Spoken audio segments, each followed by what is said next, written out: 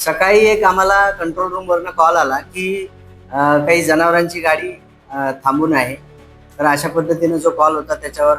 आमच्या अधिकाऱ्याने आम्ही अटेंड केला. त्याच्यानुसार तिथे घटनास्थळी जाऊन पाहिला असता त्याच्यामध्ये 15 गोवंश जातीची जनावरं कोंबून भरलेल्या अवस्थेत मिळून आली आणि बोलेरो पिकअप फॅन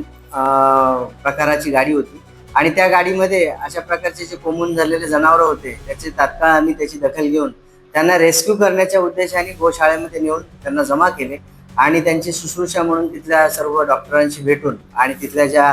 काळजी घेणारे जे लोक आहेत त्यांच्याशी बोलून त्यांचा व्यवस्थित पंचनामा करून आम्ही त्यांना सुपूर्द केले. त्या दरम्यान समजून आलं की 2 जनावरांची तिथे मृत्यू झालेला आहे आणि त्या वाहतुकी दरम्यान जे क्रूरतेने त्यांनी वाहतूक केली त्या पद्धतीने त्यांना क्षती पोचून त्यांचा मृत्यू झालाय. त्या संदर्भात जे आपले वेटरनरी डॉक्टर्स आहेत त्यांच्याशी बोलून त्यांचं पोस्टमॉर्टम करण्याची प्रोसिजर सुरू आहे आणि याबद्दल पारडी पोलीस स्टेशनमध्ये क्रूरतेने वागणूक आणि वाहतूक आणि कत्तलीसाठी वाहतूक केल्या प्रकरणात गुन्हा दाखल करत